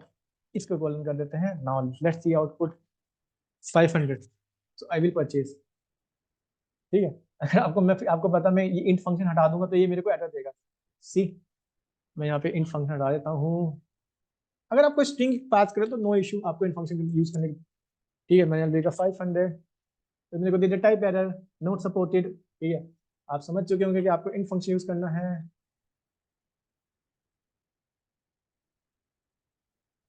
अब मैंने लिख दिया यहाँ पे 5000, 5000 में, 5000 में, 5000, 5000 एंटर कर, मैंने लिख दिया आई विल नॉट परचेज, ठीक है। बिल्कुल सही चल रही है कंडीशन, ठीक है। आपको समझ आ रहा होगा अच्छे से, हर चीज आपको समझ आ रही होगी, राइट। अगर आप इसमें ही और कंडीशन ऐड करना चाहते हो, ठीक है। मैंने यहाँ तक था, मैं यहाँ तक कोड कॉपी कर लेता हूँ और मैं इसमें एल्स एलिफ वाली कंडीशन लगा देता हूँ।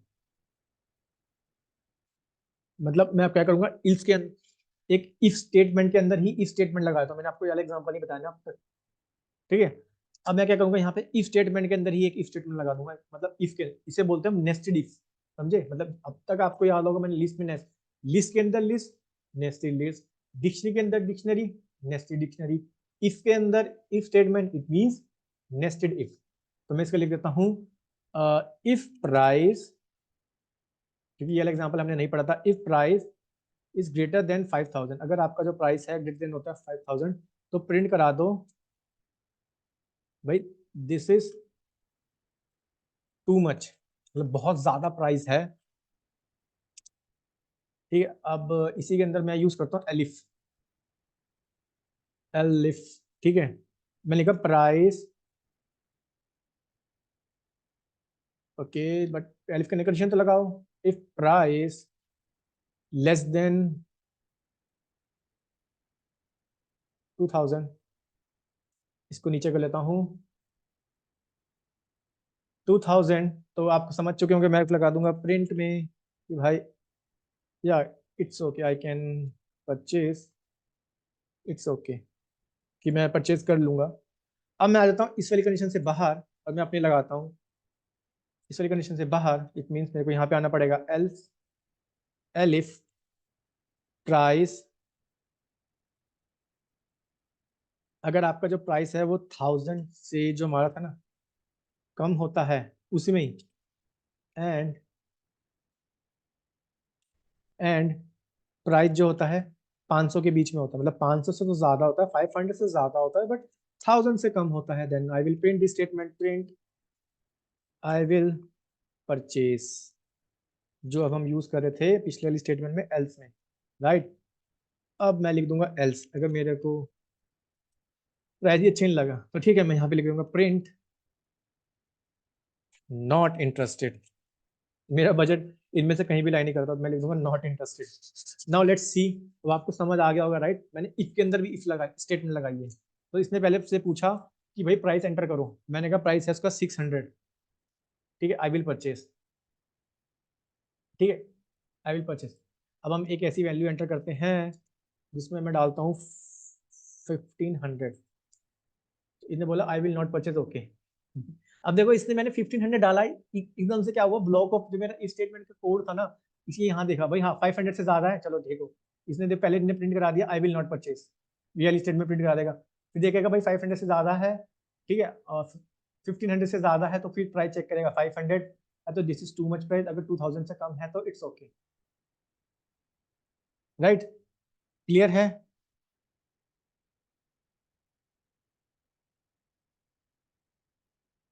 क्योंकि देखो आपको समझ आ रहा होगा मैं क्या कहना चाह रहा हूँ, इस एग्जाम्पल को एक बार मैं और अच्छे से समझा देता हूँ। इसके अंदर मैंने क्या किया, नेस्टेड इफ का कंसेप्ट यूज किया, राइट, मैंने इफ के अंदर को, इफ स्टेटमेंट के अंदर ही मैंने एक अलग इफ स्टेटमेंट लिख दी, ठीक है। पहली स्टेटमेंट ये कहती थी कि जो आपका प्राइस है क्या वो 1000 से ज्यादा है तो आप प्रिंट करा दो I will not purchase. But कभी कभी क्या होता है हमारे माइंड में मतलब मतलब बजट तो इतना है लेकिन हम क्या सोचते हैं यार नई चीज ले लेते हैं, ठीक है, मतलब कभी भी हमें माइंड में इस तरह की थॉट्स आती है। फिर मैंने लिखा इसी के अंदर मैंने क्या इफ स्टेटमेंट लगा दी, अगर उसमें मेरा अगर जो मेरा प्राइस है ना 5000 से ऊपर चले आता तो मैं बोलूंगा this is too much I will not purchase. Otherwise फिर मैं एल्स इफ में इसी के अंदर इफ लगा रहा तो मैं अलग से इफ स्टेटमेंट और यूज करना चाहता हूँ, मैं लिखूंगा एलिफ, अगर इसका प्राइस 2000 से कम है तो मैं लिख दूंगा इट्स ओके। अब मैं एग्जांपल और लेता हूँ, लेट मी शिफ्ट एंटर, इस बार मैं एंटर करता हूँ कि 5000 सॉरी 6000 यूज करते हैं, क्योंकि 6000 इसके अंदर जाएगा, देखो मैंने बोल दिया I will not purchase, this is too much, ठीक है। तो देखो इस तरह के ना आप खुद से और प्रैक्टिस करो, ठीक है, और भी अच्छे से चीजें आपको क्लियर हो जाएगी। तो आई थिंक आप और भी इसको अच्छे से प्रैक्टिस कर सकते हो, जहाँ पे आप और अच्छे से देखो इल्स सॉरी आपकी इफ स्टेटमेंट के बारे में, एल स्टेटमेंट के बारे में और एलिफ के बारे में, ठीक है, और अच्छे से हम इसको पढ़ेंगे रीजन, अपनी रीजन वाली क्लासेस में, ठीक है। तो आई होप आपको अच्छे से पाइथन समझ आ रहा होगा और आप अच्छे से प्रैक्टिस भी कर रहे होंगे, ठीक है। आज का टॉपिक के रिगार्डिंग अगर कुछ भी आपको डाउट होता है प्लीज कमेंट मी और you can ping me on Instagram as well, I already mention in my channel ID in the description section, और मैं इसके जो नोट्स हैं वो भी मैं अपने गिटहब में अपलोड कर दूंगा। कल आपको मैंने अपने गिटहब में बताया था कि हमने डे 6 तक के नोट्स अपलोड कर दिए हैं, ठीक है, और इसका जो लिंक है वो भी आपको डिस्क्रिप्शन में मिल जाएगा। सो इसी तरह मेरे साथ बने रहिए डेटा साइंस की जर्नी में, तो प्रैक्टिस करते रहिए, ठीक है। डेटा साइंस मैंने आपको बोला था कि just you need to invest your 1 hour daily if you want to become a data science in 2024, ठीक है, सिर्फ आपको 1 hour अपना इन्वेस्ट करना है। सो इसी तरह प्रैक्टिस करते रहिए और मैं मिलता हूँ आपको अपनी आने वाली वीडियो में एक नए टॉपिक के साथ। So see you all in my next video, thank you.